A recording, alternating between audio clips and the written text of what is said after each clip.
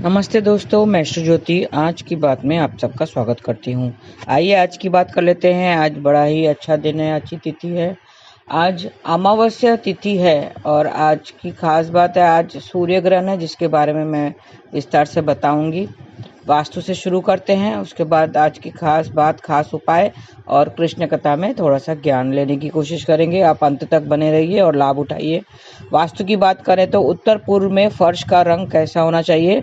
उत्तर पूर्व में पीला मार्बल लगाना चाहिए। जीवन में किसी तरह के अवरोध नहीं आते हैं। पीला मार्बल लगाने से जीवन में किसी तरह अवरोध नहीं आते हैं और घर के छोटे बेटे को काम में लाभ मिलता है। ये थी वास्तु की बातें। आज अभी तिथि की बात कर लेते हैं। अमावस्या तिथि आज रात 11:50 तक रहेगी। आज स्नान दान की अमावस्या है। आज सोमवार भी है और सोमवार के कारण आज की अमावस्या को सोमवती अमावस्या कहा जाता है। इसका बड़ा ही महत्व है। आज स्नान दान या श्राद्ध करने से पुण्य फल भी मिलते हैं। पितरों के आशीर्वाद के सारे काम पूरे हो जाते हैं। आज का व्रत रखना चाहिए। अमावस्या का व्रत रखते हैं और तीर्थ स्थानों में स्नान करते हैं। आज शाम 6:13 तक इंद्र योग रहेगा। इंद्र योग में सरकारी कामों में सफलता मिलती है, वो भी शुभ योग में माना जाता है। आज सुबह 10:12 तक उत्तर भाद्रपद नक्षत्र रहेगा, फिर रेवती लग जाएगा। उत्तर भाद्रपद नक्षत्र का स्वामी शनिदेव है और इस नक्षत्र शनिदेव है और इसके जातक बुद्धिमान और परोपकारी होते हैं। इसका संबंध नीम के पेड़ से बताया गया है। तो आज नीम के पेड़ को प्रणाम कीजिए और इससे किसी प्रकार का नुकसान नहीं पहुंचाना है, उसकी उपासना करनी है और किसी तरह से उसका उपयोग में नहीं लाना है। और रेवती नक्षत्र की बात करें तो रेवती नक्षत्र लास्ट नक्षत्र कहा जाता है। 27वां नक्षत्र है रेवती नक्षत्र और जिसकी राशि मीन है और इसका स्वामी बुध है। रेवती नक्षत्र का संबंध महुआ के पेड़ से बताया गया है। तो आज महुआ के पेड़ को भी प्रणाम कीजिए, उसकी उपासना करें।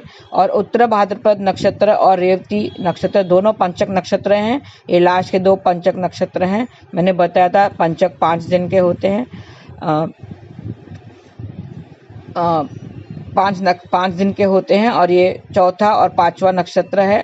पंचक के दौरान घर में लकड़ी का काम नहीं कराना चाहिए। और आज की खास बात है, आज सूर्य ग्रहण लगेगा। जब चंद्रमा पृथ्वी और सूर्य के बीच में होकर गुजरता है तो उसे ग्रहण कहते हैं। पृथ्वी से देखने पर सूर्य पूर्ण या आंशिक रूप से ढक जाता है, तब सूर्य ग्रहण लगता है। आंशिक होने के कारण आज खग्रास सूर्य ग्रहण है। ये सूर्य ग्रहण भारत में अदृश्य है, भारत में नहीं देखा जाएगा। इसका सूतक काल भी भारत में नहीं लगेगा, लेकिन क्योंकि पृथ्वी और सूर्य चंद्रमा तीनों इसमें मौजूद हैं, तो इसमें जिस वजह से ये ग्रहण होता है तो उसकी कुंडली में जरूर असर पड़ेगा। राशियों के हिसाब से, ज्योतिष के हिसाब से सभी राशियों को थोड़ा थोड़ा प्रभाव पड़ेगा। किस भाव में आएगा वो मैं आपको बता देती हूँ। ये ग्रहण मध्य अमेरिका, ग्रीनलैंड, आइसलैंड और ऐसे देशों में लगेगा। आंशिक होने के कारण आज खग्रास सूर्य ग्रहण है। ग्रहण के समय सूर्य मीन राशि और रेवती नक्षत्र में रहेगा। तो मीन राशि वालों को थोड़ा सा सावधान ध्यान करना है, क्योंकि मीन राशि में ये सूर्य ग्रहण लग रहा है। ये सूर्य ग्रहण भारत में अदृश्य है और इसमें उत्तर अटलांटिका महासागर में भी ये दृश्य होगा। इसका मोक्ष काल देर रात 2:22 तक होगा। इसका मोक्ष काल देर रात 2:22 तक होगा। इस ग्रहण का कुल पूर्ण काल 5 घंटे 10 मिनट का रहेगा। सूर्य ग्रहण का सूतक काल 12 घंटे पहले ही प्रारंभ हो जाता है। सूतक काल में मांगलिक या शुभ काम नहीं करना चाहिए, क्योंकि भारत में नहीं देखा जाएगा, लेकिन थोड़ी सी सावधानी हमें रखनी पड़ेगी। सूर्य ग्रहण के समय घर से बाहर नहीं निकलना चाहिए। सूर्य ग्रहण को कभी भी डायरेक्ट आंखों से नहीं देखना चाहिए। ग्रहण के समय रसोई से संबंधित कोई भी काम नहीं करना चाहिए। ग्रहण के दौरान खास करके गर्भवती महिलाओं को अपना खास ख्याल रखना चाहिए। सुई में धागा न डालें, कुछ काटे छिले नहीं और पेट पे कुछ टाइट वगैरह ऐसा नारा बांधना नहीं चाहिए। सूर्य ग्रहण का ध्यान करते हुए उनके मंत्रों का उच्चारण करना चाहिए उसे भी, जो गर्भवती महिला है उसे भी कुछ काम नहीं करना चाहिए और सोना बिल्कुल नहीं चाहिए उस समय, ग्रहण के समय। तो थोड़ा सा गर्भवती महिलाओं को ध्यान रखें और मंत्र जाप करना चाहिए। सूर्य का मंत्र है ओम ह्राम ह्रीम ह्रौम सह सूर्याय नमः। इसका दूसरा मंत्र भी है ओम ग्रहणी सूर्याय नमः। ऐसे आपको ग्रहण के समय जाप करना चाहिए, तो उसका बुरा परिणाम नहीं पड़ेगा। ग्रहण के बाद घर की साफ सफाई करनी चाहिए, घर में गंगा जल का छिड़काव करना चाहिए, स्नान आदि से निवृत्त होकर दान अवश्य करें। गाय को हरा चारा जरूर खिलाएं और पानी में, बर्तन में, दूध में, दही में कुश और या तुलसी डालकर पहले ही रख दें। ग्रहण से पहले अनाज या पुराना कपड़ा निकालना चाहिए और ग्रहण के बाद सफाई कर्मचारी को वो दान देना चाहिए। सिर्फ सफाई कर्मचारी को ही ये ग्रहण का दान जाता है, तो ध्यान रखें। पहले से ही शुरू होने के पहले आप अनाज या कोई पुराना कपड़ा निकाल कर रख दें, दालें वगैरह आप निकाल के रख सकते हैं और सफाई कर्मचारी को वो दान देना है। और मैं आपको बता दूं, अभी राशि के अनुसार थोड़ा सा इफेक्ट जरूर पड़ेगा सबको, क्योंकि जिस भाव में वो आएगा, जिस भाव में मीन राशि पड़ रही है उस भाव को जरूर ग्रहण लगेगा, उसमें असर पड़ेगा। जैसे पहला भाव सेहत का होता है तो सेहत पे असर पड़ेगा। अगर किसी राशि में मीन दूसरे भाव में है तो वो धन का भाव होता है दूसरा, तो धन में इफेक्ट पड़ेगा, धन का होगा। और अगर 12वें राशि में आया है तो 12वें राशि खर्चे का होता है, वो तो खर्चा बढ़ेगा और उसको सही सुख नहीं मिलेगा। हम सूर्य ग्रहण की और महत्वपूर्ण जानकारी ले लेते हैं। सूर्य ग्रहण एक ऐसी अद्भुत घटना है जो हमें आकर्षित करती है और ब्रह्मांड की विशालता और उसकी अद्भुतता का अनुभव कराती है। यह खगोलीय घटना हमारे ब्रह्मांड आकारिक नियमों की अद्भुतता को प्रकट करती है और हमें यह याद दिलाती है कि हम कितने छोटे हैं, हमारी धरती कितनी नाजुक है। इस अद्वितीय प्रकृति का साक्षात्कार करना एक अद्वितीय अनुभव होता है जो हमें ब्रह्मांड के विचार को गहराई में ले जाता है। सूर्य ग्रहण की खास बात है कि यह चैत्र नवरात्रि के दौरान पड़ रहा है। कल से चैत्र नवरात्रि शुरू हो रहे हैं, तो ये चैत्र नवरात्रि के दौरान पड़ रहा है, जो हिंदू धर्म में प्रमुख त्योहारों में से एक है। इस अद्भुत खगोलीय घटना का महत्व और उसका प्रभाव हमें जानने की आवश्यकता है। इसमें सूर्य ग्रहण क्या है और इसके प्रकार क्या है और इस दौरान हमें क्या सावधानी रखनी चाहिए, ये हम विस्तार से अभी जानेंगे। यह अद्वितीय घटना के विविध पहलुओं को समझेंगे और इसके विशेष महत्व को समझेंगे।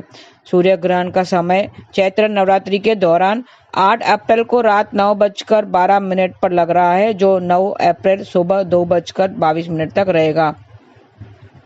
इसका समय 8 अप्रैल को रात 9:12 से शुरू हो रहा है और यह ग्रहण 9 अप्रैल की सुबह 2:22 तक रहेगा।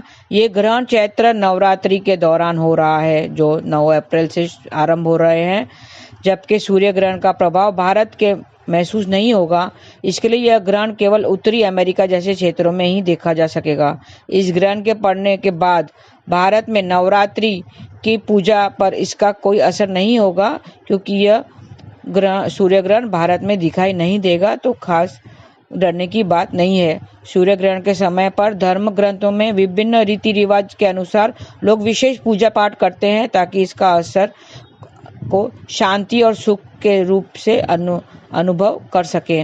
धर्म ग्रंथों के अनुसार सूर्य ग्रहण के समय पर अच्छे कर्मों का करना, प्रार्थना, ध्यान, योग, दान, सेवा आदि करना अत्यंत शुभ माना जाता है। वैज्ञानिक दृष्टि से सूर्य ग्रहण का महत्व बहुत है, क्योंकि इसके वैज्ञानिक अनुसंधान करने का अवसर मिलता है। इसके अलावा यह धार्मिक दृष्टि से भी महत्वपूर्ण होता है, क्योंकि यह धार्मिक विश्वासों का भी एक हिस्सा है। और धार्मिक मान्यताओं के अनुसार सूर्य ग्रहण के समय कुछ कार्य नहीं किए जाते हैं। इस समय आपको देवी देवताओं की मूर्ति स्पर्श नहीं करनी चाहिए, न ही पूजा पाठ करना चाहिए। इसके अलावा सूतक काल के दौरान भोजन और पूजा का भी निषेध होता है। लोगों को यह भी सुनिश्चित करना चाहिए कि वे सूतक काल के दौरान सुनसान जगहों या शमशान के आसपास न जाएं। सूर्य ग्रहण का प्रभाव भिन्न भिन्न देशों में अलग अलग होता है। इस बार यह ग्रहण उत्तरी अमेरिका और कुछ अन्य क्षेत्रों में देखा जा सकेगा। जिन लोगों को इस घटना को देखने का अवसर मिलेगा, उन्हें आंखों और त्वचा की सुरक्षा के लिए सावधानी बरतनी चाहिए। चैत्र नवरात्र के दौरान सूर्य ग्रहण का साया पड़ रहा है, तो 8 अप्रैल की रात 9:12 पर ग्रहण होगा, जो 9 अप्रैल सुबह 2:22 तक रहेगा। चैत्र नवरात्रि का पर्व पंचांग के अनुसार 9 अप्रैल से ही शुरू हो रहा है। यह ग्रहण सिर्फ उत्तरी अमेरिका जैसे क्षेत्रों में दिखाई देगा। इस खगोलीय घटना के दौरान डॉक्टरों ने लोगों को आंखों और त्वचा की सुरक्षा के लिए सावधानी बरतने की सलाह दी है। तो हमें आंखों और त्वचा की ध्यान देना चाहिए, क्योंकि जिस राशि में एस्ट्रो के अनुसार, ज्योतिष के अनुसार पृथ्वी, सूर्य और चंद्रमा ये तीनों साथ में आ जाते हैं, तब ये खगोलीय घटना होती है। तो पृथ्वी इन्वॉल्व है और सूर्य और चंद्रमा भी इन्वॉल्व है। तो हमारे जो ग्रहों के अनुसार सूर्य चंद्रमा जब राहु के साथ मिलते हैं, ज्योतिष के हिसाब से सूर्य चंद्रमा जब राहु के साथ युक्ति करते हैं तो ये ग्रहण होता है। तो वो किस भाव में, जिस भाव में वो आ रहा है उस पर जरूर असर करेगा। जैसे दूसरा भाव धन का है, तो अगर ग्रहण वो दूसरे भाव में लग रहा है तो धन की कमी करेगा। अगर 12वें भाव में है तो खर्चा बढ़ाएगा, क्योंकि 12वां भाव खर्चा का है। इस तरह से अलग अलग राशियों में आपको देखना है कि मीन राशि कहाँ पर आ रही है, कौन से भाव में आ रही है, उस भाव का वो कारक तत्व नष्ट करेगा। सूर्य ग्रहण के दौरान कुछ सावधानियों का पालन करना आवश्यक है, ताकि कोई नकारात्मक प्रभाव ना हो। क्योंकि उस समय सूर्य ग्रहण के समय, वो जो समय है रात का समय है, तो सूर्य ग्रहण के समय नकारात्मक ऊर्जा फैल जाती हैं, आसपास नेगेटिविटी फैल जाती है। तो थोड़े सावधानी बरतने की जरूरत है। सूर्य ग्रहण के दौरान मंदिर में पूजा या अनुष्ठान न करें। सूर्य ग्रहण के दौरान खाना पकाने से बचें। यह सलाह दी जाती है कि सूर्य ग्रहण की शुरुआत से पहले भोजन में तुलसी की पत्तियों को उसमें सुरक्षित रख दें, मतलब भोजन को तुलसी की पत्तियों से सुरक्षित रखें। सूर्य ग्रहण के दौरान भोजन का सेवन न करें, साथ ही भावनात्मक शांति बनाए रखें। सूर्य ग्रहण के दौरान सुनसान जगह या शमशान स्थानों या कब्रिस्तानों का दौरा न करें, क्योंकि इस समय नकारात्मक ऊर्जा प्रदान मानी जाती है। सूर्य ग्रहण के बाद तुरंत नए शुभ और धार्मिक कार्यों की शुरुआत न करें, क्योंकि नकारात्मक ऊर्जा लगभग 15 दिनों तक बनी रहती है। याद रखना, नकारात्मक ऊर्जा लगभग 15 दिनों तक बनी रहती है। सूर्य ग्रहण के सूतक अवधि के बाद तुलसी के पौधे को छूने से बचें। साथ ही इस समय में तेज या तीक्ष्ण वस्तुओं का उपयोग भी न करें। सूर्य ग्रहण के दौरान नशीली पदार्थों का सेवन न करें। व्यापार या वित्तीय लेन देन के लिए नए कार्यों की शुरुआत न करें।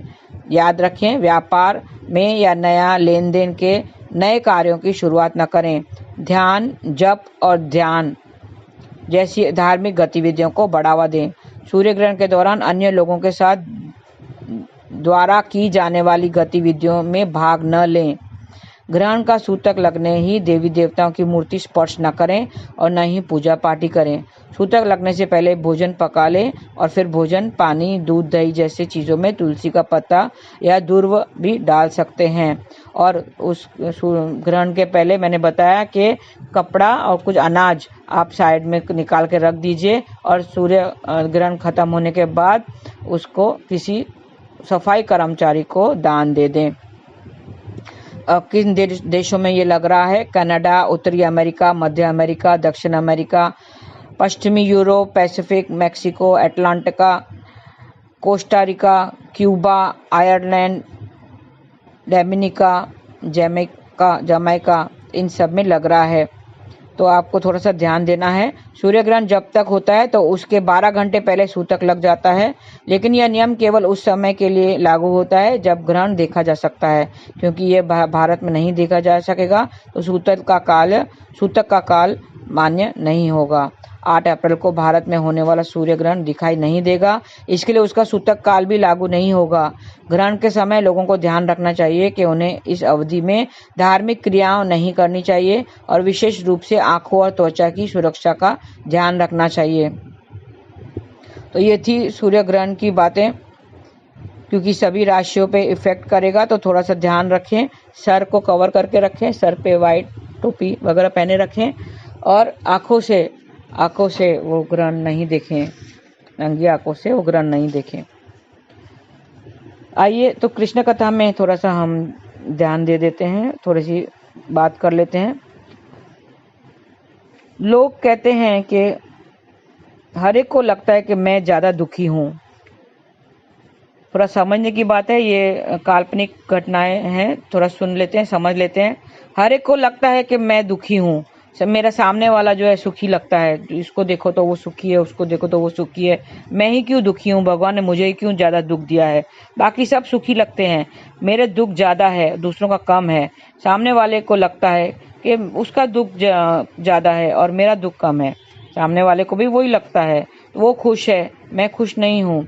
एक दिन सब लोग भगवान को शिकायत करने के लिए गए कि हे भगवान, मैं दुखी हूँ, वो ये सुखी है, वो सुखी है, मैं ही क्यों दुखी हूँ, मेरा दुख ही क्यों ज़्यादा है। हर इंसान को लगता है कि मेरा दुख ज़्यादा है। भगवान ने कहा, अगर तुम्हें लगता है कि तुम्हारा दुख ज़्यादा है तो तुम आपस में एक्सचेंज कर लो, जिसका दुख आपको कम लगता है वो तुम ले लो, और जिसको आपका दुख कम लगता है वो उसको दे दो। ऐसे तुम एक्सचेंज करके देख लो, जिसको ज़्यादा सुख लगता है वो तुम ले लो और तुम अपना दुख उसे दे दो। तो एक्सचेंज करके देख लो। तो सबको ये राय अच्छी लगी, तो सब ने एक्सचेंज कर लिया। जिसका दुख कम लग रहा था वो उसने ले लिया, और जिसको उसका दुख कम लग रहा था वो उसने ले लिया। तब हम सब ने एक दूसरे का दुख ले लिया। लेकिन जब हम एक दूसरे का जीवन जीने लगे, वो दुख जो कम दुख जिसको लग रहा था, जो दूसरों का दुख हमें कम लग रहा था, हम दूसरों का जीवन जब जीने लगे तो दूसरों का दुख ऐसा लगा, इतना भारी पड़ गया, हम पर भारी पड़ गया, तो वो दुख हमें ज़्यादा लगने लगा। क्योंकि जब अपने ऊपर आता है ना तो ज़्यादा लगता है। तो जो दूसरों का दुख हमें जो कम लग रहा था वो हमने लिया, और जब उसकी ज़िंदगी हम जीने लगे, जब दूसरों की ज़िंदगी हम जीने लगे, तो हमको वो दुख भारी पड़ गया, दुख ज़्यादा लगने लगा। तो हमने भगवान को कहा, नहीं नहीं भगवान, हमें ये सब नहीं चाहिए, हमें दूसरों का दुख नहीं चाहिए, हमारा दुख कितना कम था, तो हमें अपना दुख वापस चाहिए। दुख ज़्यादा लगता है, हर इंसान को लगता है कि मेरा दुख क्यों ज़्यादा है, दूसरों का कम है। तो वैसे जब हमने एक्सचेंज किया तो मेरा दुख तो बहुत ही कम था, ऐसा तो मेरा दुख मुझे वापस चाहिए, मुझे अपना दुख ही भोगने दीजिए। तो दुनिया में कितना गम है, दुनिया में कितना गम है, मेरा गम कितना कम है। मैंने दूसरों का दुख गम देखा तो मैं अपना गम भूल गई। ये गाना सुना होगा आपने, दुनिया में कितना गम है, मेरा गम कितना कम है, औरों का दुख देखा तो मैं अपना गम भूल गई। हर इंसान के जीवन में त्रास है, त्रास यानी दुख है। सबको अपना अपना हिस्से का दुख भोगना पड़ता है, तो हमें भी अपना दुख खुद ही भोगना है, दूसरों का हम नहीं भोग सकते हैं, दूसरों का जीवन हम जी नहीं सकते हैं। ईश्वर को सदा साथ रखना चाहिए और उससे प्रार्थना करनी चाहिए कि वो दुख जो दे रहा है उसको हम भोग झेलने की शक्ति भी देना चाहिए, शक्ति दे दे, ताकि हम अपना जो हिस्से का जो दुख है वो भोग सकें। हमें ये याद रखना चाहिए कि हम जो दुख भोग रहे हैं वो हमने पिछले कर्मों के हिसाब से ही भोग रहे हैं, और हर एक को अपना जिंदगी, हर एक को अपनी जिंदगी जीना है, और जो अब दुख सुख है वो हर एक को अपना ही भोगना है। हम दूसरे का जिंदगी नहीं जी सकते, ना ही दूसरों का दुख हम दुख झेल सकते हैं। हमें अपना ही दुख झेलना है और अपना ही सुख भोगना है, दुख और सुख दोनों ही भोगना है। यह हमारे कर्मों का फल है, जो हमें अपनी जिंदगी खुद जीना है। अकेले आए थे और अकेले जाना है, खाली हाथ आए थे और खाली हाथ ही जाना है। जिंदगी हर कदम एक नई जंग है, जिंदगी हर कदम एक नई जंग है, जीत जाएंगे हम, जीत जाएंगे हम, तू अगर संग है। सिर्फ ईश्वर को संग रखो, ईश्वर से कहो कि जीत जाएंगे हम, जब वो अगर संग है। कृष्ण को हमेशा साथ रखो, जैसे अर्जुन ने साथ रखा था, और ये याद रखो कि ईश्वर ही इस दुख का भोगने की शक्ति भी देगा, और सब दुखों को काट देगा, सब पापों को काट देगा। सिर्फ नाम स्मरण करते रहिए, नाम जाप करते रहिए। हरे कृष्णा कृष्ण कृष्ण हरे हरे, हरे राम राम राम हरे हरे। बस आज के लिए बस इतना ही। आपका दिन शुभ रहे। हरे कृष्णा।